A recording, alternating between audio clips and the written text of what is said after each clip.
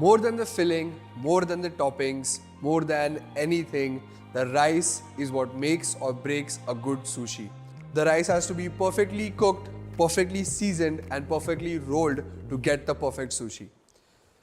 The first step to using any sushi rice is to rinse it. Why do we rinse sushi rice? I'll show you in just a second. I'm just going to transfer the rice from this packet into this bowl. As you can see out here, even on my fingers a little bit, there's a lot of starch on the outside of these grains. That is the most important reason why we need to rinse these grains, because we don't want the rice to be too sticky. Once we rinse this rice under running water about 4 or 5 times, all of this starch is going to go away and we're going to be able to cook our rice perfectly. So now that we've thoroughly rinsed our rice 4 or 5 times until the water ran clear, you can see how it's beautifully nice and shiny, and there's not a lot of starch sticking to my fingers or on the outside of these grains as well. So we've rinsed our rice thoroughly, and now it's time to soak it before we can go ahead and cook it. The soaking process, make sure that all of the water that we are using to cook our rice is spread out evenly throughout all the grains. So I'm just going to measure my rice out. I use this little technique where I flatten the top just so we have an even measure. So that's 2 cups of the rice.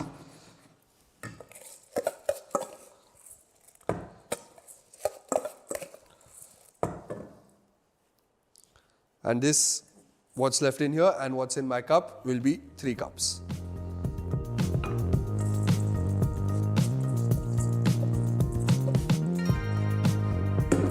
I'm just going to spread it out evenly in my pot. Now remember, this is the pot that I'm going to cook my rice in as well. So we're going to soak our rice and cook it in the same pot.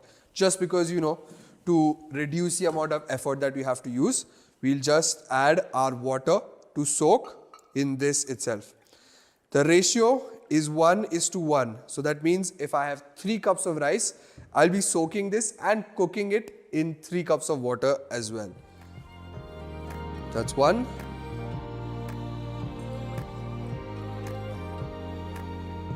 That's 2.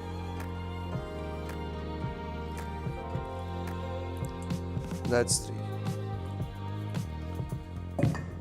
I'm just going to move this rice around, make sure that it's all evenly spread out. And now our rice will soak for about 30 minutes before we can start cooking it. So our rice has been soaking for about 30 minutes now. I'm just going to move it around slightly just so that the water spreads out evenly. And now we're going to cook it. For the first 5 minutes is going to be at a high heat until the water comes to a boil. And then we'll reduce the heat down and cook the rice gently for about 10 to 12 minutes.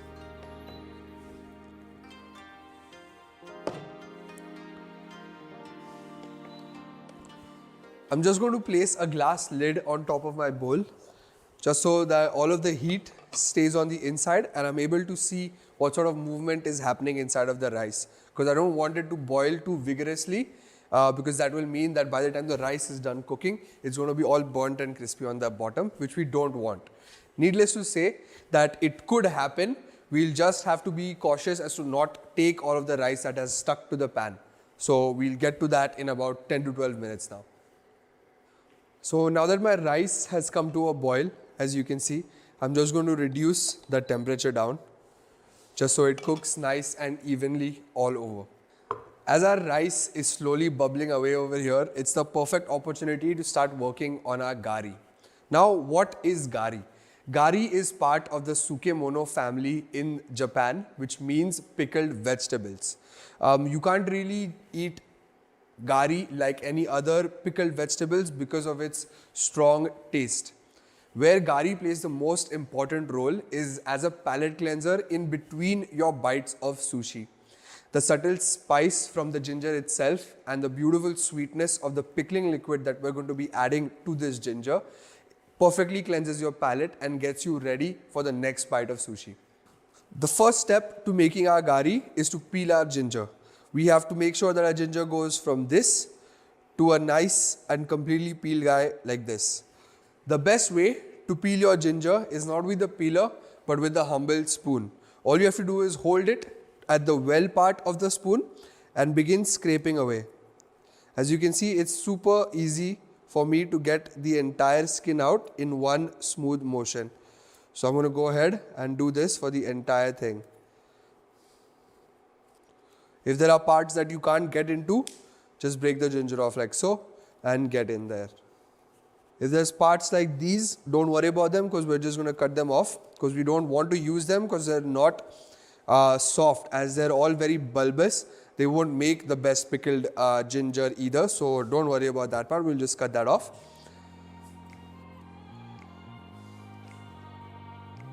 And now we're ready to make our gari. So now that our ginger is perfectly peeled, it's time to resort to one of any chef's or any home cook's best friend, a knife.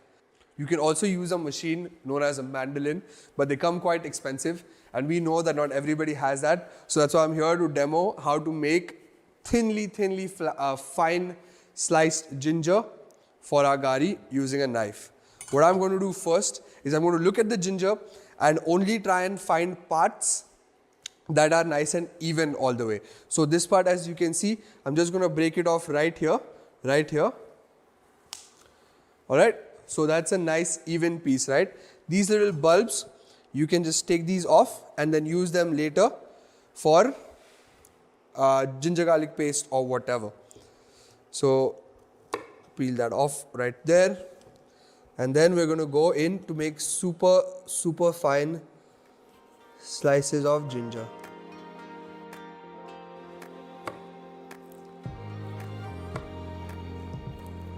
They need to be fine enough that you can see your finger through it.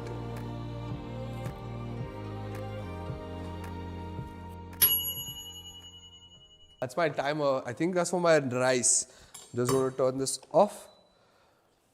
Perfect. Now that our rice is completely cooked, we can't open it yet. We have to let it steam inside of the pot just so that all of that heat is dissipated evenly and each and every grain of rice is cooked absolutely perfectly. So no peeking, just lift your pot, move it away. And go back to your gari. So now that you've finally sliced your beautiful ginger, the next step into making our gari is to salt this ginger. What the salt is going to do is bring out all of that excess moisture from the ginger and also begin to break down the fibrous texture that ginger regularly has. So I'm just going to go in with a little bit of this salt.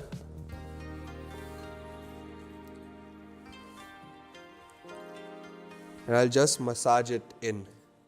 So we want that salt to dissolve through the ginger and begin leaching out all of that excess moisture as well. Now we let this sit for about 5 to 10 minutes and let the salt do its job. Once all of the moisture has come out, we will rinse all of the salt out of the ginger and then go on to the next step of making gari. So I've salted and rinsed my ginger completely. As you can see, it's really changed its shape and it's extremely malleable. We're going to even further break this fiber down by boiling it in water for about 2 minutes. So I'm just going to turn my water on so that it will boil. In order to impart more flavor and further break the fiber of the ginger down, we can also add a few dashes of our delicious rice wine vinegar to this water.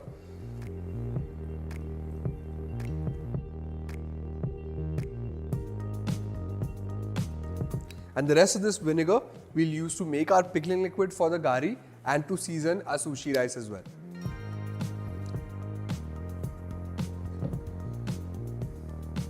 Now that my water is at a rolling boil, I'm just going to add this gari, the ginger, and move it around.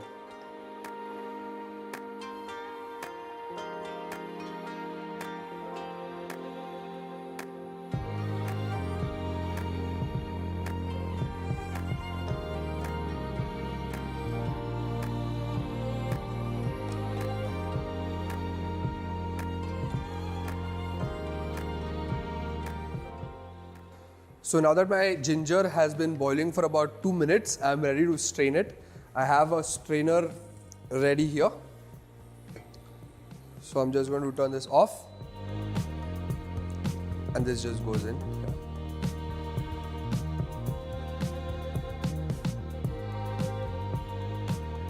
Get all your pieces of gari.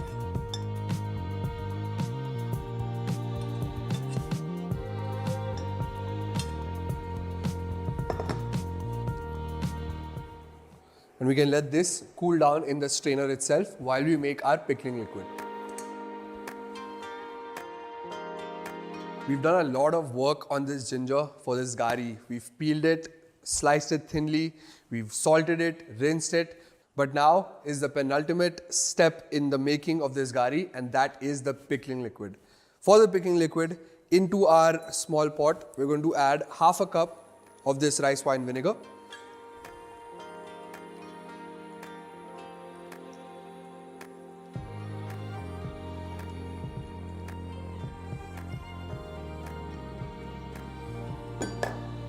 A quarter cup of water.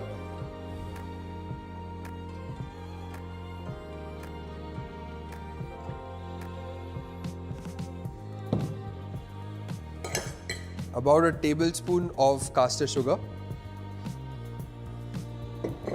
and a pinch of salt. Now we'll just move this around and bring all of this to the smallest of boils. You just want the water to be slightly moving, but you don't want it to be at a rolling boil, because that really kills the flavor of the vinegar. And we really don't want that, because the vinegar is the only thing that imparts flavor to the ginger. So we want to keep as much flavor in the vinegar as possible. As you can see, I have small bubbles, so I'm just going to take this off the heat. I'm going to add my sliced ginger into my pickling jar.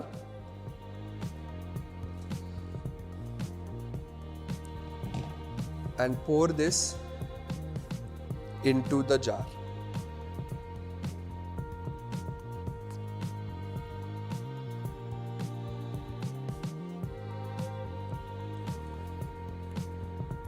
Now you might be wondering, why am I adding a hot liquid into a jar? That's because the ginger is only absorbing all of this pickling liquid as the liquid is hot. So what I'm going to do is, I'm not going to put the lid on right now. I'm just going to set this aside, and when this entire jar comes to room temperature is when I will put the lid on.